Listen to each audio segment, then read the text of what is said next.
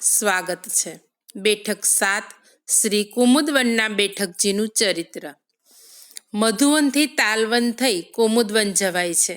અહીંયા કુમુદના ફૂલો પુષ્કળ પ્રમાણમાં હોવાથી આ વનનું નામ કુમુદવન પડેલું છે.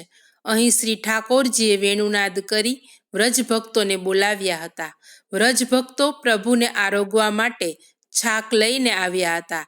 ત્યારે પ્રભુ પોતાના સખાઓ સાથે તે પ્રેમથી આરોગ્યા હતા. આ સ્થાનમાં કૃષ્ણકુંડ આવેલો છે. ત્યાં શ્યામ તમાલના વૃક્ષ નીચે શ્રી મહાપ્રભુજી બિરાજ્યા હતા. કૃષ્ણદાસ મેઘને શ્રી મહાપ્રભુજીને વિનંતી કરી કે મહારાજ, આ વનનું નામ કુમુદવન કેમ પડ્યું? આપે આજ્ઞા કરી કે તેની કથા સામવેદમાં આવે છે. એક વખત શ્રી ઠાકોરજી શ્રી સ્વામિનીજી સાથે અહીં પધાર્યા હતા. સર્વત્ર શરદની ચાંદની પથરાઈ હતી. સ્થળની સુંદરતા જોઈ ને શ્રી સ્વામિનીજીને ઈચ્છા થઈ કે અહીં કુમુદની વન બને તો સારું.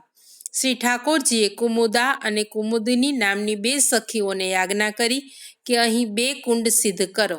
તે બંને કુંડની રક્ષા કરવા માટે પણ આ સખીઓને આજ્ઞા કરી. તેથી આ વનનું નામ કુમુદવન પડ્યું છે. ત્યારે વૈષ્ણવોએ શ્રી મહાપ્રભુજીને વિનંતી કરી કે કૃપાનાથ, અમને કૃપા કરીને આ લીલાના દર્શન કરાવો. શ્રી મહાપ્રભુજીએ આ બંને સખીજનો સહિત પ્રભુની જળવિહાર લીલાના દર્શન સૌ વૈષ્ણવોને અહીં કરાવ્યા હતા. આપશ્રીએ અહીં 3 દિવસ સુધી બિરાજી શ્રીમદ ભાગવતનું પારાયણ કર્યું હતું. શ્રી વલ્લભાધીશ કી જય.